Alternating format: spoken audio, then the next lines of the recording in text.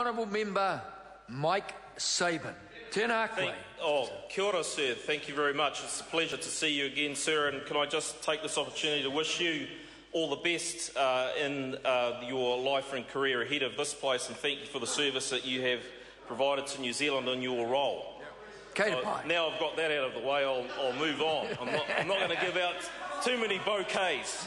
Sir, I'm very happy to stand here as a national member of government to support the Prime Minister's statement and his motion. The last 5 years, Mr Cosgrove, my tie is a stunning ensemble as opposed to, what's that? Is that a dark blue tie? Yes, almost national blue tie, Mr Cosgrove, thank you.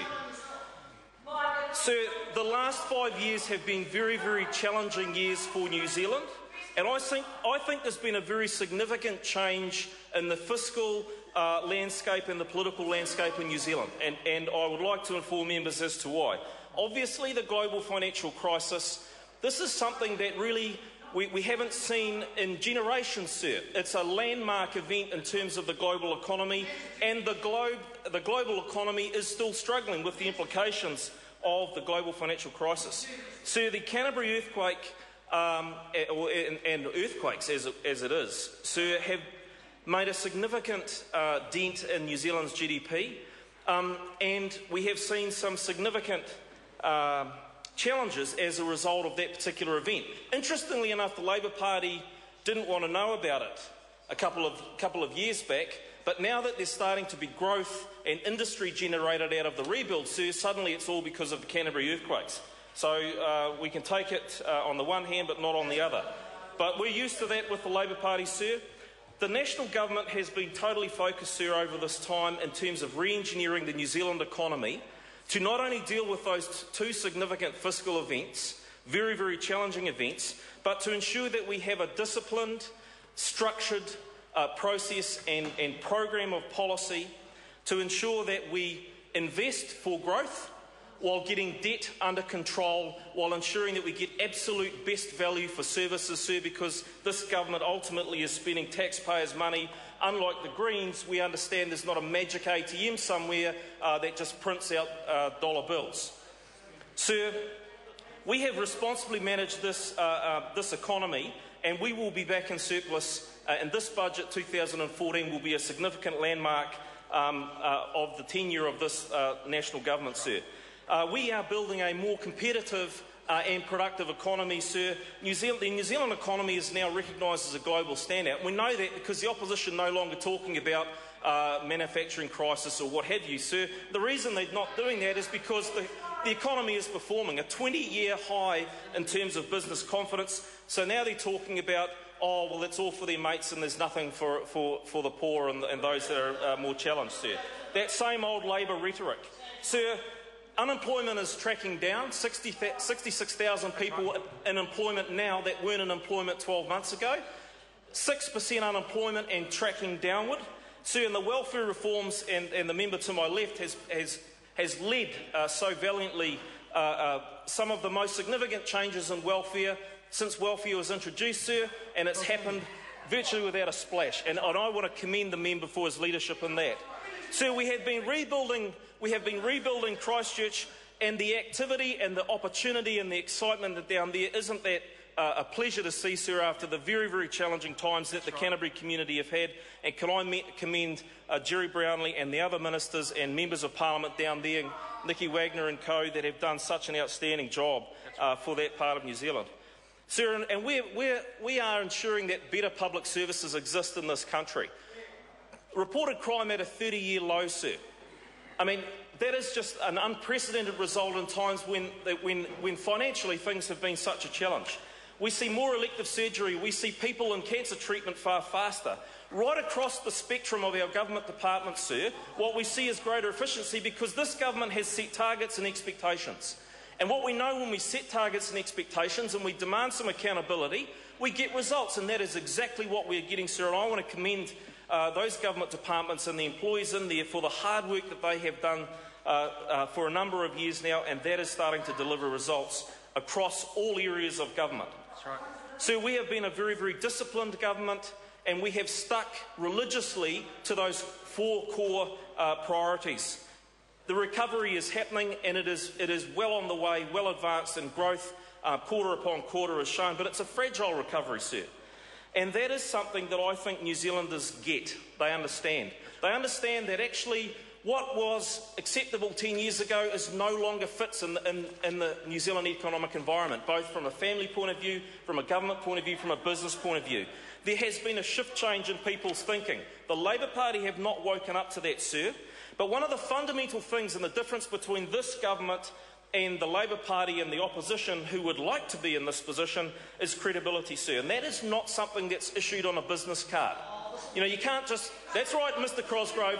Listen up, Mr Cosgrove. Credibility cannot just be issued on a credit card, sir.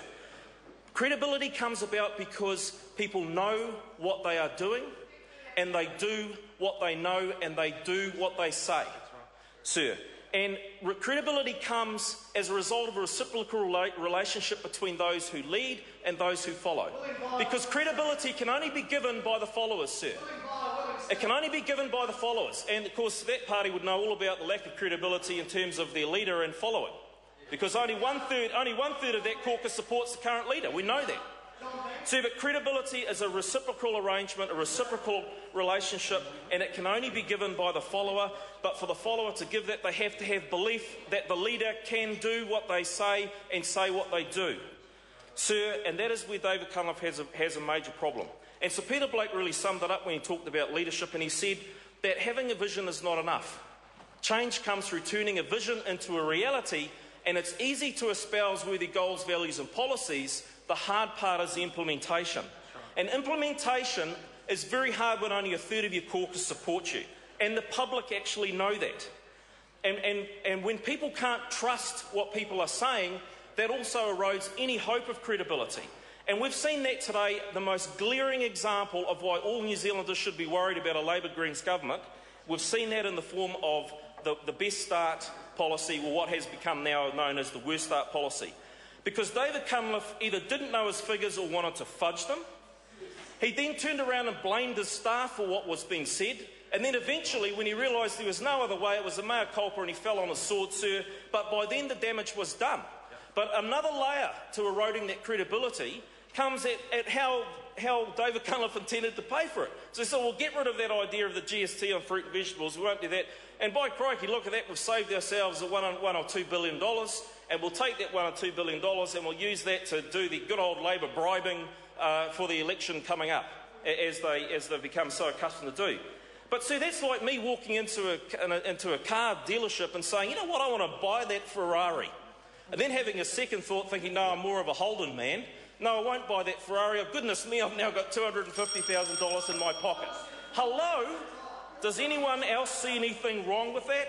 Credibility is an enormous issue for David Cunliffe. And the issue is what happens when David Cunliffe is gone, because he is hanging on and he will say and do whatever he has to do, including hauling, Robinson Crusoe-like waka from the shores of Waitangi in the pouring rain. Just happens to be a nice camera photo opportunity there, of course. He will do whatever it takes. He will sing preacher-like from the top of a bus because he knows that if he loses a selection, or when he loses a selection, he's gone. Trevor Mallard is re-promoted back to his rightful place as the Parliament's troublemaker. So he will do and say whatever he needs to do.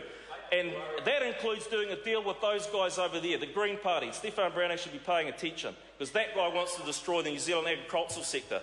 So this is the first time in New Zealand's history when what we actually see is not a case of a Labour or a national government, as most people have been perceived to have, and coalition agreements and MMP is a difficult and unstable form of government, in my view.